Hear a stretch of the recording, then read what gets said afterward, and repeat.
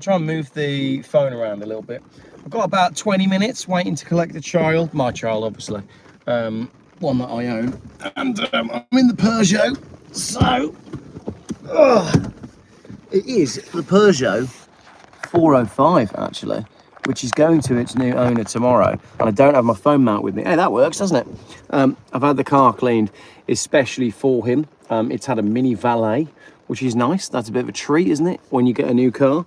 This seat feels damp, but I think it's just cold. I will miss this car, I really will, because it's been great, and it doesn't use any fuel. It's nice and basic, but as you've seen from my Clarkson's video, I prefer my Volvo 850, so I am mostly running around in that now, which this is kind of surplus to requirements, so it can go, basically.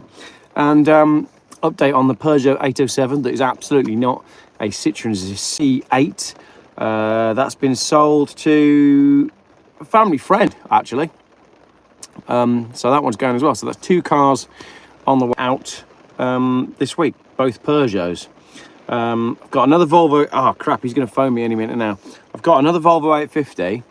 This is really fun. I bought a Volvo 850 and the Mac Master doesn't know yet, but I'm getting it delivered to his house. Mac Master isn't there at the minute.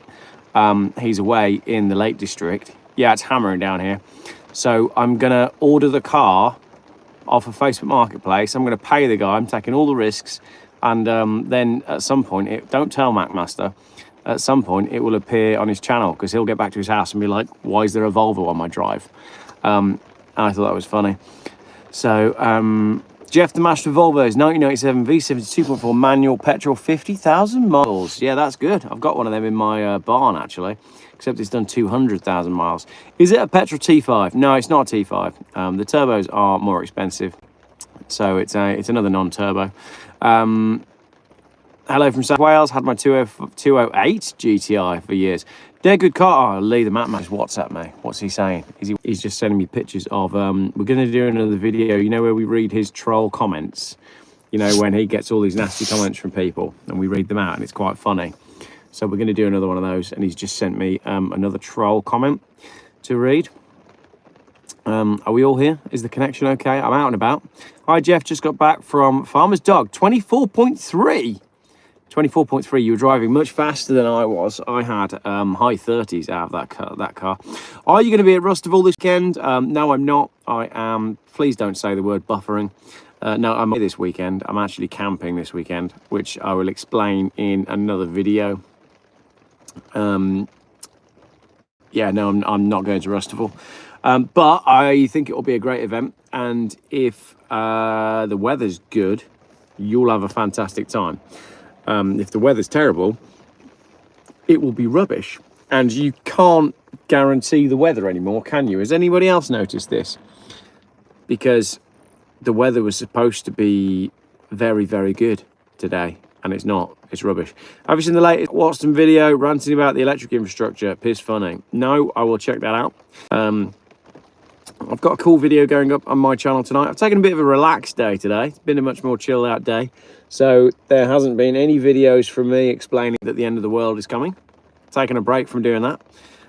Tonight, I've got a documentary going out, 8 o'clock tonight. A little documentary about British touring cars. So that'll be a decent video. I can tell by the fact that the ground solar minimum and planetary alignment, October 2024. Have you heard about the UN Pact? Yes, the UN Pact is what they've been doing while we've all been worrying about Keir Starmer's sausages. 193 countries are signed up to the UN Pact. So basically, we're knackered. Just got to keep saying no. That's genuinely all we can. Just keep saying no. Just keep refusing. We do not consent. They can only do all of this if we consent. So you got to stop. Hey Geoff, how's it going? What's your thoughts on the Still 140 hybrid? Not tried it, but I'd imagine it's all right. I like a Dacia. We are waiting for the floods to come because it's rained now for like a week. And here in Worcestershire, if you were following last year, then you'll know that I had a Range Rover and it flooded a lot. So if you type in Geoff buys cars Range Rover flood in YouTube, you can see how it was around here this time last year when I was running around in the Range Rover. Ivor Cummings has done a great video about the Pact. Well worth a watch. I'll check that out. The Real Stig says there's going to be a hosepipe ban. I don't doubt it. Steve, it's been great in Cornwall for 9 days. Has it actually? Like, actually really nice? Because it's been grey. Grey. Someone says, how's Tewkesbury like? I would imagine in Tewkesbury, the river is rising. Matt Watson's Silverstone EV rant was very funny. All right, I'll check that out. Last Sunday, the best thunderstorms hit the Midlands. We didn't hear. No more jokes about sausages, please. Let's concentrate on MASH immigration instead. Whee! Yeah, the Keir Starmer sausage is a great big distraction. What happened to the Love PT Cruiser that you once owned? I did some ZZ Top style stickers on it and sold it to a lovely lady called Annie. And as far as I know, she's still running around in it.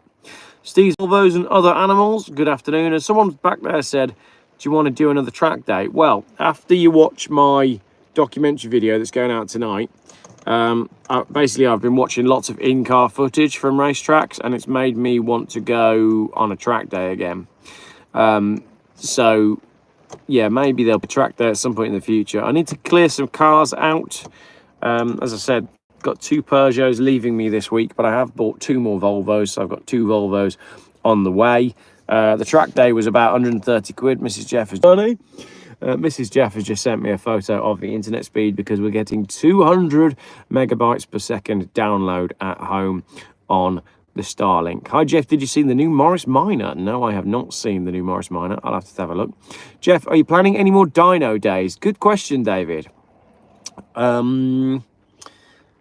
Yeah, I need to do one, don't I? Maybe we should do one before the weather turns to crap and we could do it on a Sunday morning again. So leave that with me. Cheap tyres or expensive ones, it's totally up to you. It really is. It depends on your budget.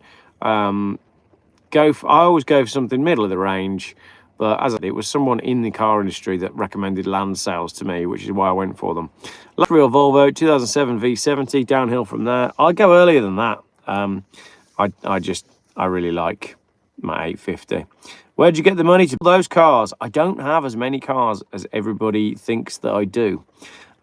I sometimes don't make videos updating you as to like where cars have sold or when cars have gone and when cars have left me. So I think it probably looks like from the YouTube to someone looking in from the outside that I have like a massive barn full of old cars, and I don't. I only own a few at a time. One last canoe hurrah. Yes, I will do. That's a good idea, actually. Yeah, I could do a canoe video out on the river. I went to the river yesterday and it is quollen, but it's not flowing too fast, so that would be possible. Have you seen the videos on water engines developed by Toyota? I have high hopes for that. Nearly back from Monaco and France, and I hate being on English roads. I know, doesn't it feel awful? As you get back in England, you realise just how good the roads are and the driving is in Europe. I'd buy Michelin Pilot Sports, or, what was the comment there?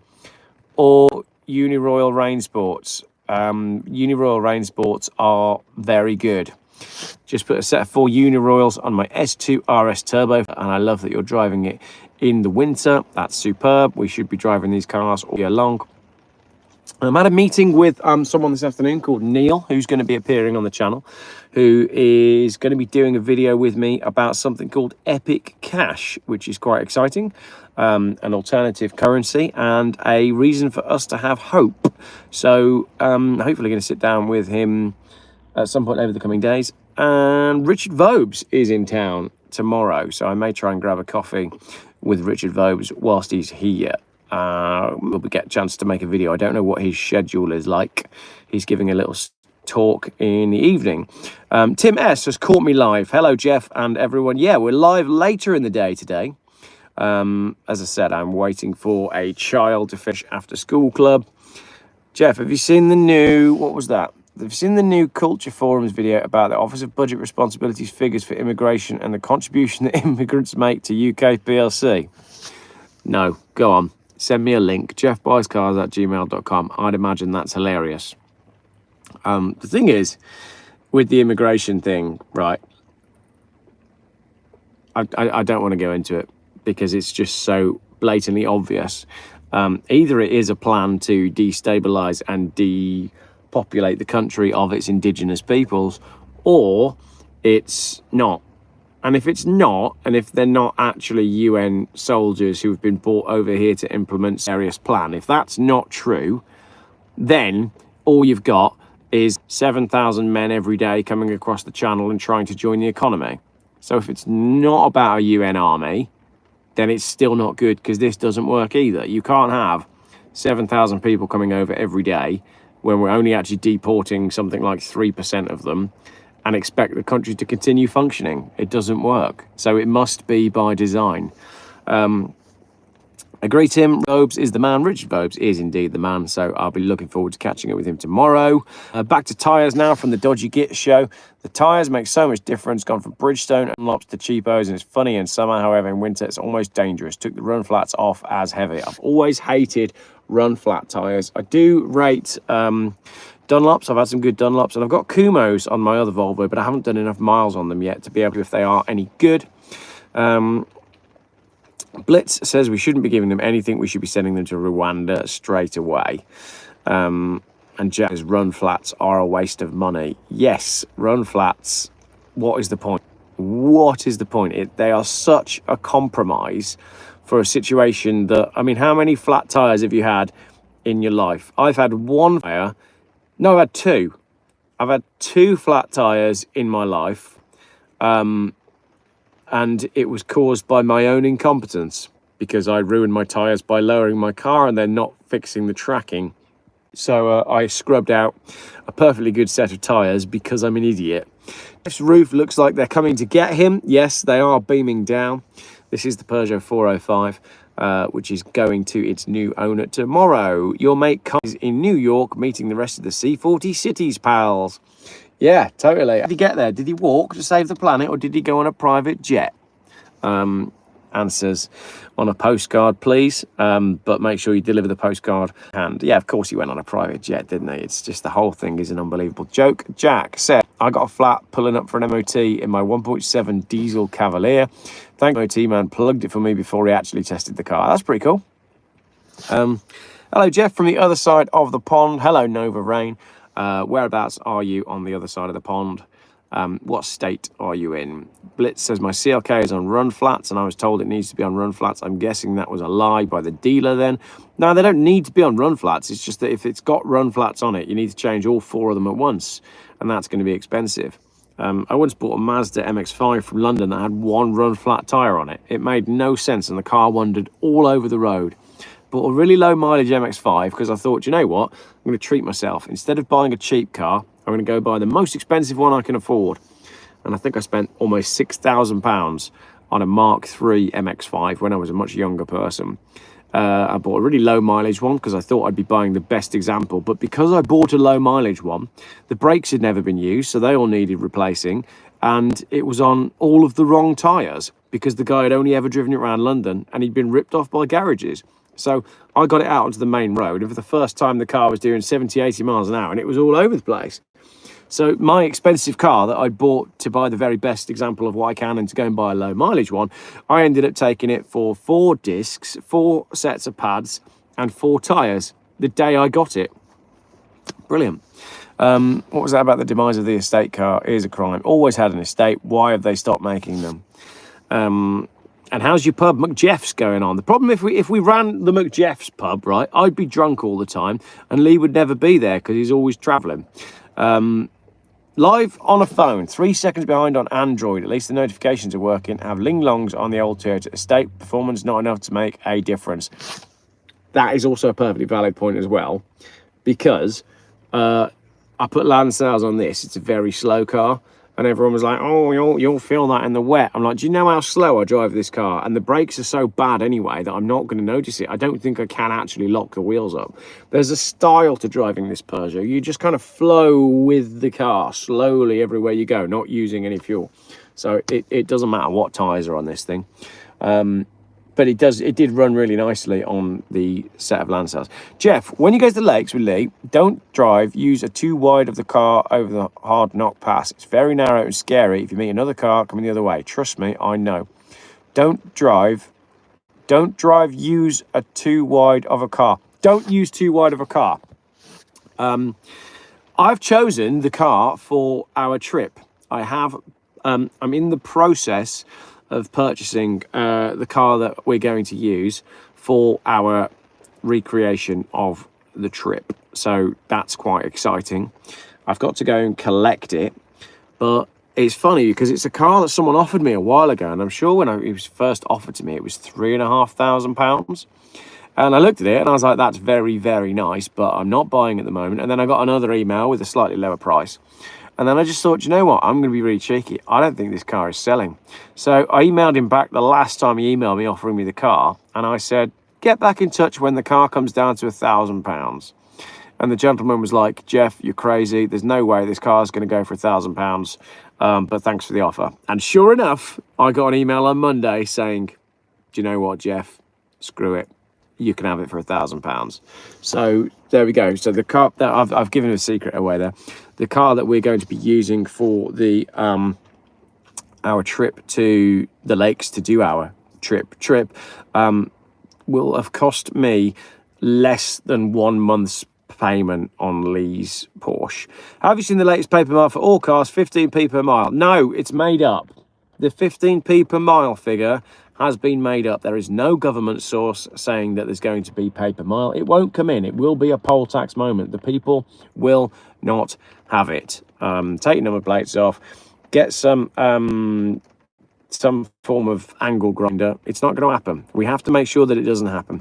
Geoff, you need a Peugeot 205 CTI in your life. I can agree with that. I would like a little 205 CTI, although with the weather we've had in this last week or so, I think genuine some sort of amphibious car is what I'm going to want.